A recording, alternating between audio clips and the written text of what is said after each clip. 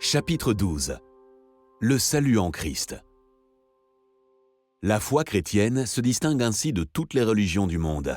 Les religions et les maîtres religieux enseignent aux hommes les préceptes à suivre pour être heureux dans ce monde et ou dans l'au-delà, et ils les incitent à se discipliner pour mettre ces enseignements en pratique.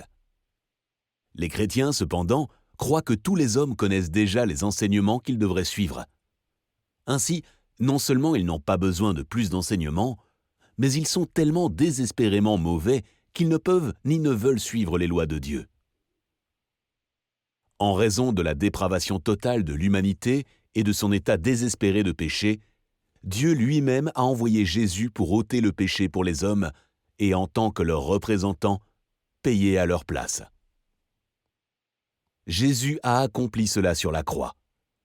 Là, tout en étant rejeté et tourné en dérision par les hommes, il est devenu, en tant qu'incarnation et personnification du péché de l'homme, l'objet de la colère et du jugement de Dieu à l'égard de l'humanité. Ainsi, le problème du péché, l'ensemble des péchés de l'humanité, a été payé par Jésus. Cependant, chaque individu doit reconnaître sa condition de pécheur, son incapacité à se sauver lui-même et accepter Jésus-Christ comme son sauveur personnel.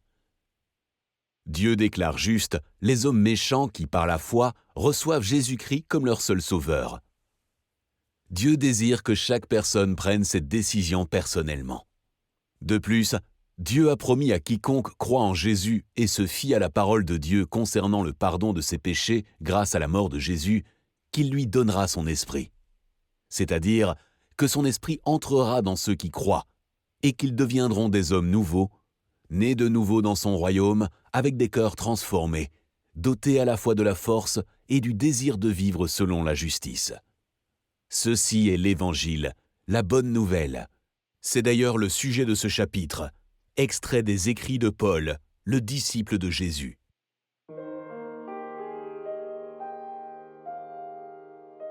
Extrait des lettres de Paul. Car je n'ai pas honte de l'Évangile, c'est la puissance de Dieu par laquelle il sauve tous ceux qui croient, les Juifs en premier lieu et aussi les non-Juifs. En effet, cet Évangile nous révèle en quoi consiste la justice que Dieu accorde. Elle est reçue par la foi et rien que par la foi, comme il est dit dans l'Écriture, « Le juste vivra grâce à la foi ». En effet, la prédication de la mort du Christ sur une croix est une folie aux yeux de ceux qui se perdent. Mais pour nous qui sommes sauvés, elle est la puissance même de Dieu. N'est-il pas écrit « Je détruirai la sagesse des sages et je réduirai à néant l'intelligence des intelligents » ? Où est le sage ? Où est le spécialiste de la loi ? Où est le raisonneur de ce monde ? Dieu n'a-t-il pas changé en folie la sagesse du monde ? En effet, là où la sagesse divine s'est manifestée, le monde n'a pas reconnu Dieu par le moyen de la sagesse. C'est pourquoi Dieu a jugé bon de sauver ceux qui croient par un message qui annonce une folie. Oui, tandis que d'un côté les Juifs réclament des signes miraculeux et que de l'autre les Grecs recherchent la sagesse, nous prêchons Christ mis en croix, ce qui est une cause de rejet pour les Juifs et une folie pour les Grecs. Mais pour tous ceux que Dieu appelle, qu'ils soient juifs ou grecs, Christ est puissance de Dieu et sagesse de Dieu. Car la folie de Dieu est plus sage que la sagesse des hommes, et la faiblesse de Dieu est plus forte que la force des hommes. Du haut du ciel, Dieu révèle sa colère contre les hommes qui ne l'honorent pas et ne respectent pas sa volonté. Ils étouffent ainsi malhonnêtement la vérité. En effet, ce qu'on peut connaître de Dieu est clair pour eux, Dieu lui-même le leur ayant fait connaître. Car, depuis la création du monde, les perfections invisibles de Dieu, sa puissance éternelle et sa divinité se voient dans ses œuvres quand on y réfléchit. Ils n'ont donc aucune excuse, car, alors qu'ils connaissent Dieu, ils ne lui rendent pas l'honneur que l'on doit à Dieu et ne lui expriment pas leur reconnaissance. Ils se sont égarés dans des raisonnements absurdes et leur pensée dépourvue d'intelligence s'est trouvée obscurcie. Ils se prétendent sages, mais ils sont devenus fous. Ainsi, au lieu d'adorer le Dieu immortel et glorieux, ils adorent des idoles, images d'hommes mortels, d'oiseaux, de quadrupèdes ou de reptiles. C'est pourquoi Dieu les a abandonnés aux passions de leur cœur qui les portent à des pratiques dégradantes, de sorte qu'ils ont avili leur propre corps. Oui, ils ont délibérément échangé la vérité concernant Dieu contre le mensonge. Ils ont adoré la créature et lui ont rendu un culte au lieu du Créateur, lui qui est béni éternellement. Amen. Voilà pourquoi Dieu les a abandonnés à des passions avilissantes. Leurs femmes ont renoncé aux relations sexuelles naturelles pour se livrer à des pratiques contre nature. Les hommes, de même, délaissant les rapports naturels avec le sexe féminin, se sont enflammés de désir les uns pour les autres. Ils ont commis entre hommes des actes honteux et ont reçu en leur personne le salaire que méritaient leurs égarements. Ils n'ont pas jugé bon de connaître Dieu. C'est pourquoi Dieu les a abandonnés à leurs pensées faussées, si bien qu'ils font ce qu'on ne doit pas. Ils accumulent toutes sortes d'injustices et de méchanceté, d'envie et de vices. Ils sont pleins de jalousie, de meurtres, de querelles, de trahisons, de perversité. Ce sont des médisants, des calomniateurs, des ennemis de Dieu, arrogants, orgueilleux, fanfarons, ingénieux à faire le mal. Ils manquent à leurs devoirs envers leurs parents. Ils sont dépourvus d'intelligence et de loyauté, insensibles, impitoyables.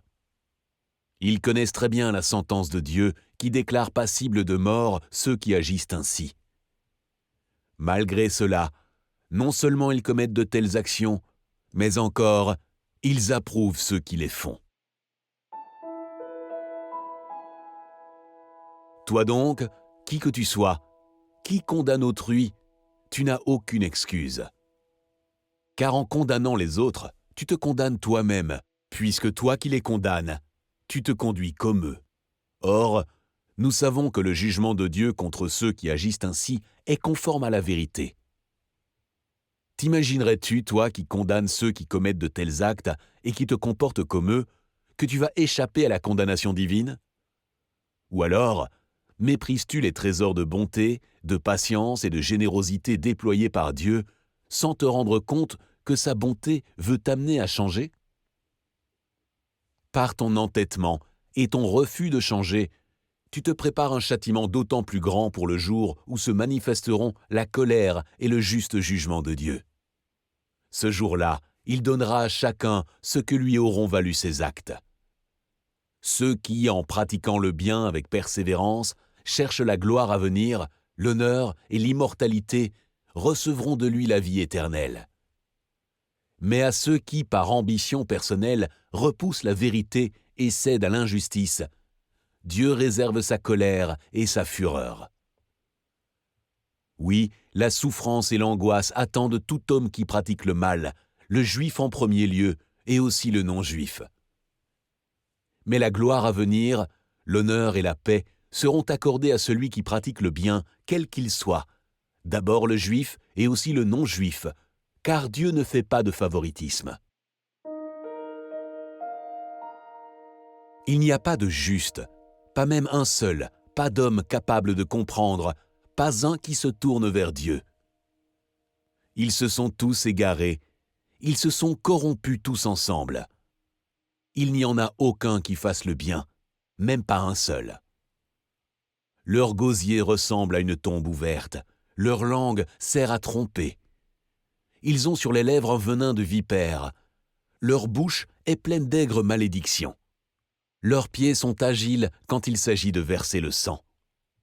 La destruction et le malheur jalonnent leur parcours. Ils ne connaissent pas le chemin de la paix. Ils n'ont même pas peur de Dieu. Mais maintenant Dieu a manifesté, sans faire intervenir la loi, la justice qu'il nous accorde et à laquelle les livres de la loi et des prophètes rendent témoignage. Dieu déclare les hommes justes par leur foi en Jésus-Christ, et cela s'applique à tous ceux qui croient, car il n'y a pas de différence entre les hommes. Tous ont péché, en effet, et sont privés de la gloire de Dieu, et ils sont déclarés justes par sa grâce. C'est un don que Dieu leur fait par le moyen de la délivrance apportée par Jésus-Christ. C'est lui que Dieu a offert comme une victime destinée à expier les péchés, pour ceux qui croient en son sacrifice. Dieu montre ainsi qu'il est juste parce qu'il avait laissé impunis les péchés commis autrefois. Cette justice nous concerne nous aussi. Car la foi sera aussi portée à notre crédit, à nous qui plaçons notre confiance en celui qui a ressuscité Jésus notre Seigneur. Il a été livré pour nos fautes, et il est ressuscité pour que nous soyons déclarés justes. Puisque nous avons été déclarés justes en raison de notre foi, nous sommes en paix avec Dieu grâce à notre Seigneur Jésus-Christ. Par lui, nous avons eu accès au moyen de la foi à ce don gratuit de Dieu qui nous est désormais acquis. Et notre fierté se fonde sur l'espérance d'avoir part à la gloire de Dieu.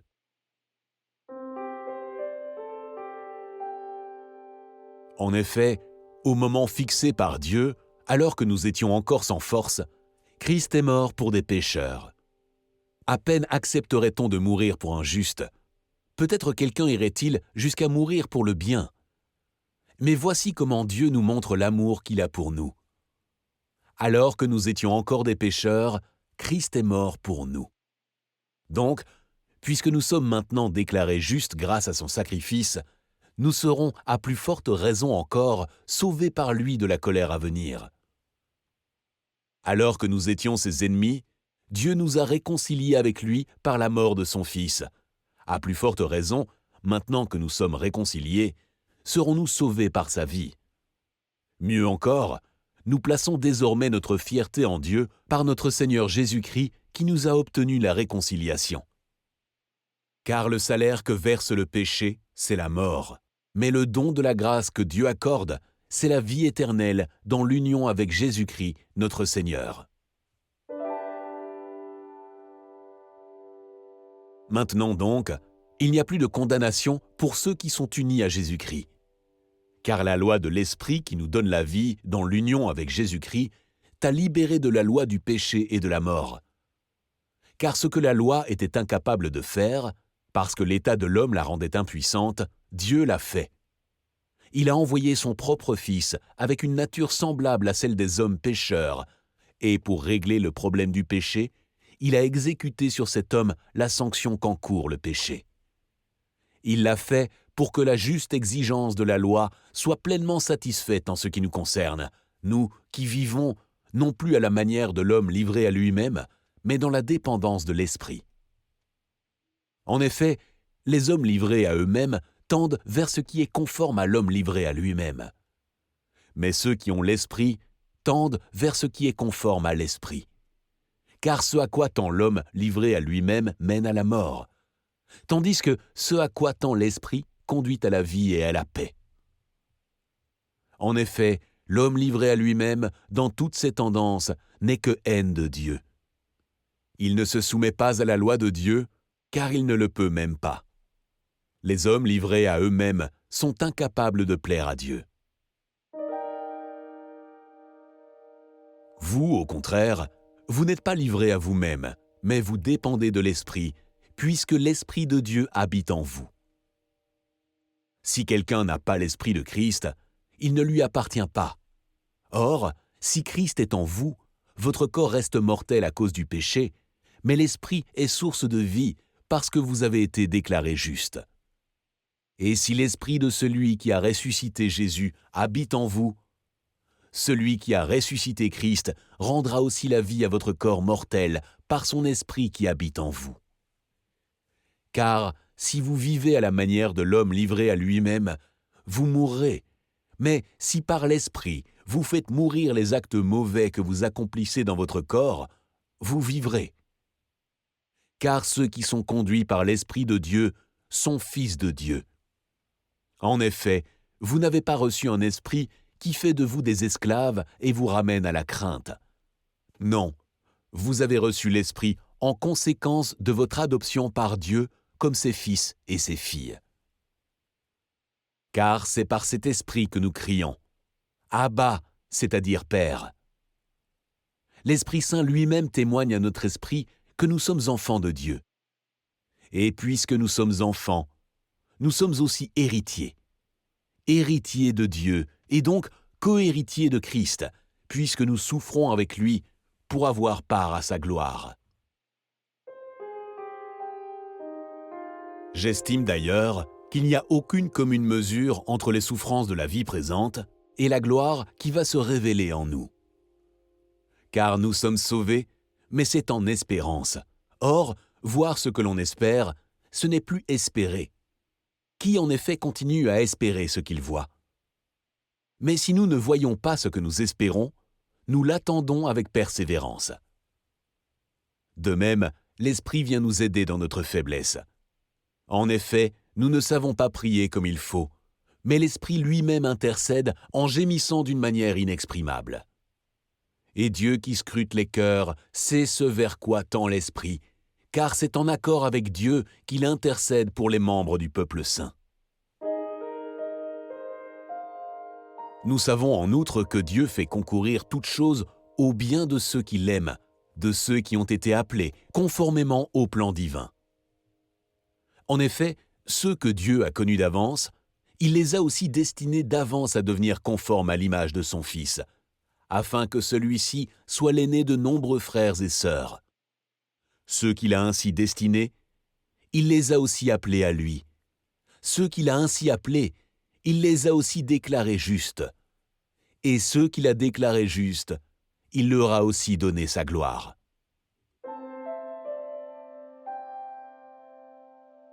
Que dire de plus? Si Dieu est pour nous, qui se lèvera contre nous? Lui qui n'a même pas épargné son propre Fils, mais l'a livré pour nous tous.